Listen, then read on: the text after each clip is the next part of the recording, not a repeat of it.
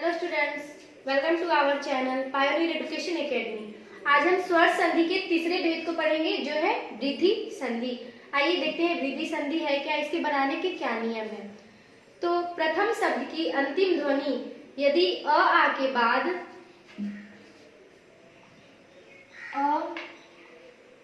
आ के बाद ए या ए आए, ये ए या ए आए तो इसका शब्द क्या हो जाएगा, ए होगा। तथा आ के बाद ओ या औ आए तो वो औ में बदल जाएगा। ये वृद्धि संधि बनाने के नियम है।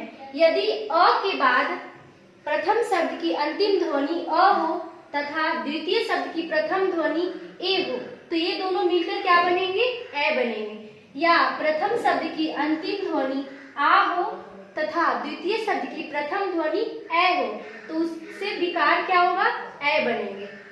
तथा दूसरे में देखिए, यदि आ के बाद ओ या औ आए तो उससे जो नए शब्द बनेंगे वो औ बनेंगे। आइए उदाहरण से देखते हैं। जैसे ये हमारे वृद्धि संधि बनाने के नियम है।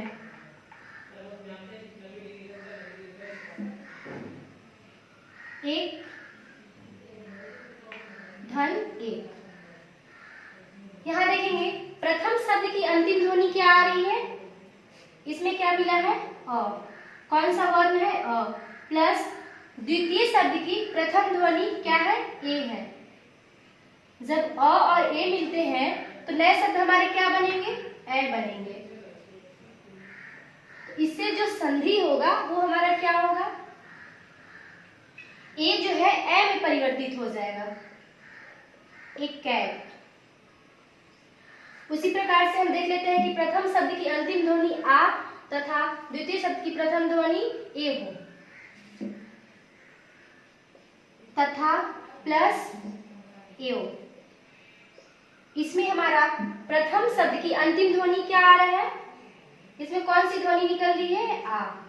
प्लस द्वितीय शब्द की प्रथम ध्वनि क्या है, ए आ रहे हैं। तो इससे जो हमारे शब्द बनेंगे आ प्लस ए मिलकर क्या बनते हैं, ए बनते हैं। इससे जो संधि बनेगा वो हो जाएंगे तथैव। तो हम लोगों ने देखा कि प्रथम शब्द की अंतिम ध्वनि अगर अ हो तथा द्वितीय शब्द की प्रथम ध्वनि ए हो तो इससे मिलकर बनते हैं ए। जैसे कि यहाँ पे एक संधि आपका उदाहरण है। अब दूसरा देखेंगे क्या है कि प्रथम शब्द की अंतिम ध्वनि आ हो, प्रथम शब्द की अंतिम ध्वनि हमारा क्या हो, आ हो या अ हो।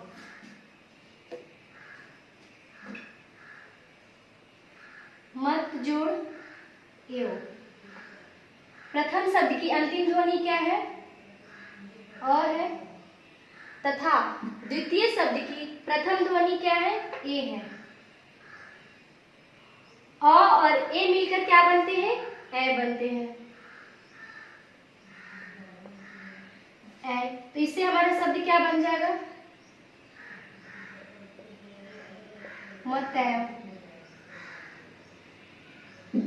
दूसरा देखेंगे,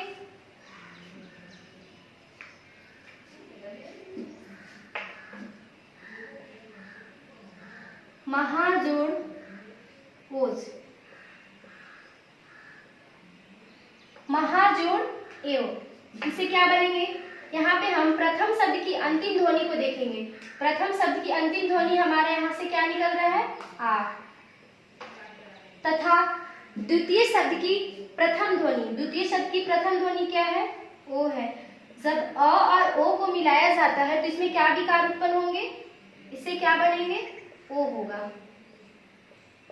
तो आ और ओ मिलकर किस में परिवर्तित हो जाएंगे, ओ में परिवर्तित हो जाएंगे। जैसे हमारा संधि बनेगा मोहौज। दूसरा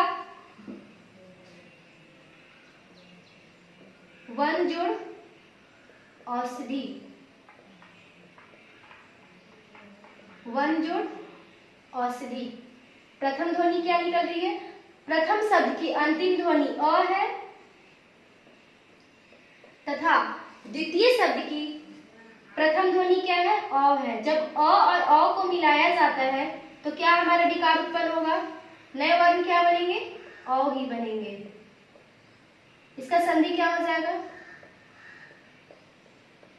वनौषधि। तो ये आप लोगों ने समझ लिया हो कि वृद्धि संधि बनाने के क्या नियम है। इस नियम को आप नोट कर लें ताकि बनाने में आपको आसानी हो। जब तक ये आप नहीं याद करेंगे तो आपका वृद्धि संधि नहीं बनेगा और नहीं आपको समझ में आएगा। अब हम पढ़ेंगे यण संधि। प्रथम स्वर संधि के चौथे नियम क्या है? यण संधि। जैसे कि हम लोगों ने स्वर के 3 संधि को पढ़ लिया है। पहला दीर्घ संधि, दूसरा गुण संधि और तीसरा वृद्धि संधि। आज हम पढ़ेंगे यण संधि। यण संधि जो है बाकी संधि से कुछ अलग है, इसके बनाने के नियम कुछ और है। जैसे कि अभी तक हम लोगों ने पढ़ा कि प्रथम शब्द प्लस द्वितीय शब्द, प्रथम शब्द की अंतिम ध्वनि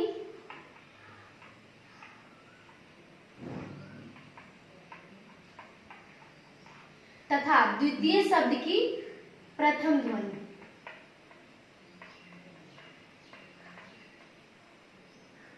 ये मिलकर क्या बनते हैं? संधि बनाए जाते हैं।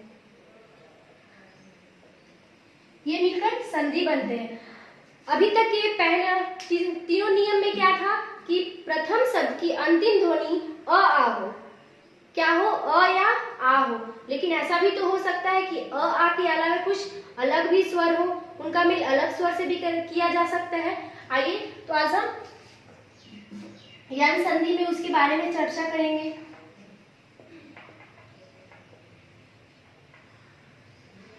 यण संधि में क्या होता है कि यदि प्रथम शब्द की अंतिम ध्वनि ई या ई, उ या उ, री, री का मेल जब हम भिन्न स्वर से करते हैं,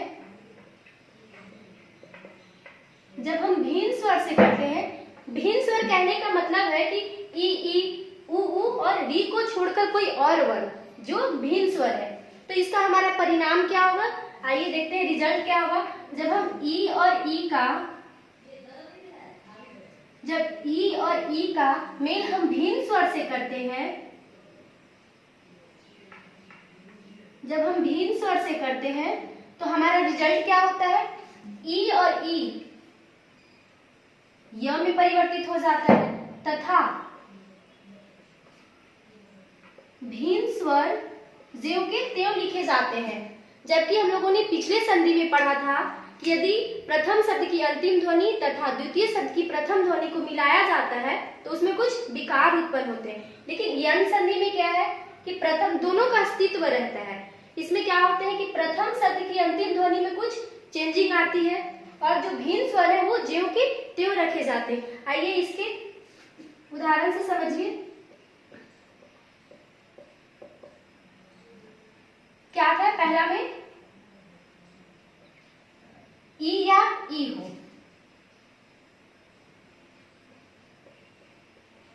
अति प्लस अधिक। इसमें कौन से स्वर है? देखिए यहाँ पे ई है, छोटी ई है, तो छोटी ई को हम बाहर निकाल देते हैं। प्रथम शब्द की अंतिम ध्वनि ई है तथा द्वितीय शब्द की प्रथम ध्वनि अ है। ये हमारा भिन्न स्वर है और क्या है? धी। तो जब इसमें से ई निकल गए, ई स्वर निकल गया तो ये वर्ण क्या हो जाएंगे? आधा हो जाएंगे। ये वर्ण हमारा आधा हो जाएगा। तो अभी हम लोगों ने क्या पढ़ा कि यदि ई या ई का मेल किसी भिन्न स्वर से करते हैं तो ई और ई जो है वो य में परिवर्तित हो जाता है। य में परिवर्तित हो जाता है। तो यहाँ देखिए इससे जो संधि हमारे बनेंगे वो क्या बनेंगे, अ। जबकि इसमें से स्वर निकल गए हैं तो ये वर्ण जो है आधा बचेगा, और ई और अ ये क्या किस में परिवर्तित हो जाएंगे, ई और अ मिलकर बन जाएंगे य। तो क्या हो जाएगा, अत्यधिक। यहाँ पे हम लोग देख रहे हैं कि ई का परिवर्तित किस में हो गया है, य में हो गया है। अब दूसरा देख लीजिए,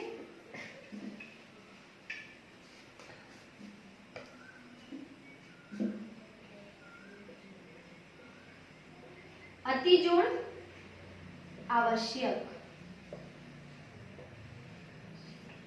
इसमें से कौन से वर्ण निकल गए, ई निकल गए बाहर, तो ये क्या बचा हमारा, आधा त हो गया प्लस अ।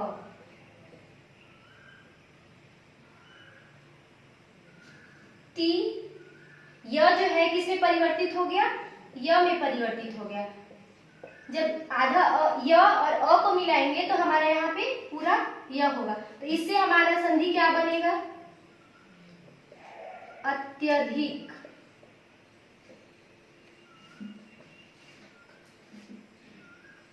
क्या बनेंगे, अत्यावश्यक। उसी तरह एक और एग्जांपल समझिए,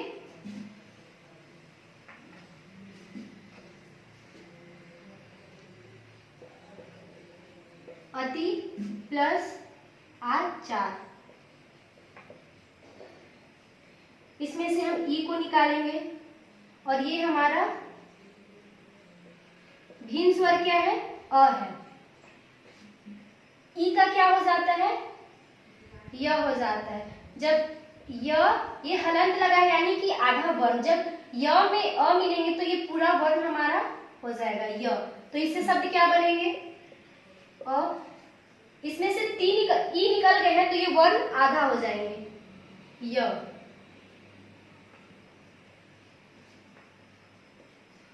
यहाँ पे क्या था, आ था, तो इससे क्या बनेगा, या।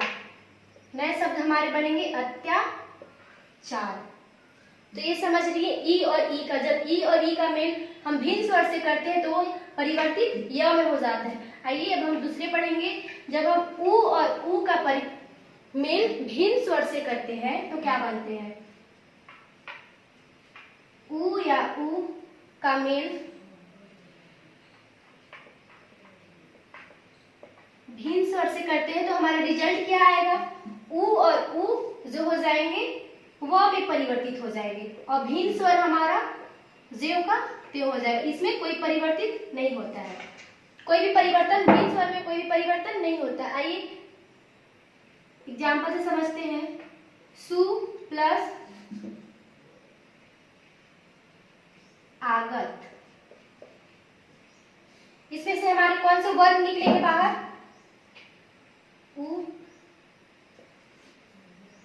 प्रथम शब्द की अंतिम ध्वनि क्या है, उ है, तथा द्वितीय शब्द की प्रथम ध्वनि क्या है, आ है, और भिन्न स्वर से ज्यों के त्यों रहेंगे। उ का क्या हो जाता है, अभी हम लोगों ने पढ़ा कि जब उ और या उ का मेल हम भिन्न स्वर से करते हैं तो ये उ जो है व में परिवर्तित हो जाता है।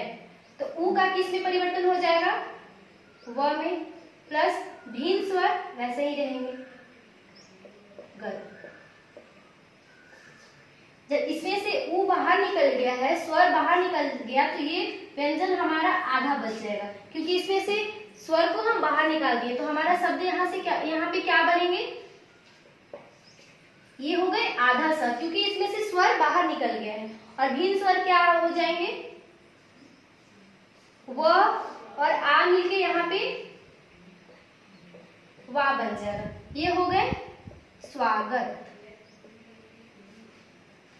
उसी तरह आइए दूसरा एग्जाम्पल देखते हैं,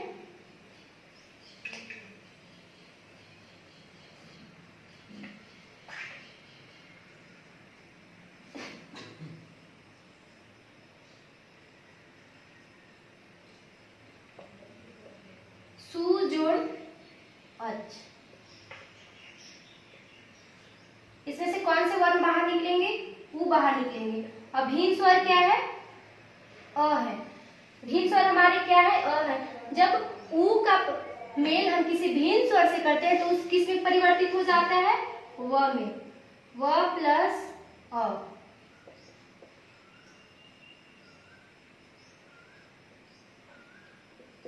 इसमें से जब ऊ निकालेंगे तो ये कौन सा? ये वर्ण आधा बचेगा। इससे हमारा शब्द क्या बनेंगे? स्वच्छ। तो ऊ का मेल हम भिन्न स्वर से करके देख लिए कि क्या हुआ। अब बचा हमारा री। जब हम री का भिन्न स्वर से मेल करते हैं तो क्या बनता है? इसका परिणाम क्या आता है? जब री का मेल हम भिन्न स्वर से करते हैं तो ये र में परिवर्तित हो जाता है और भिन्न स्वर हमारा ज्यों का त्यों हो जाता है, रहता है। यहाँ पे देखें, मातृ प्लस आदेश। ये वर्ण से हम री को बाहर निकालें। प्रथम शब्द की अंतिम ध्वनि क्या है? री है तथा द्वितीय शब्द की प्रथम ध्वनि आ है। री किस में परिवर्तित हो जाता है? र में परिवर्तित हो जाता है। री जो हमारा है वो र में परिवर्तित हो जाता है। भिन्न स्वर सेम रहते हैं, इसमें कोई चेंजिंग नहीं आता है। इससे क्या बनेंगे?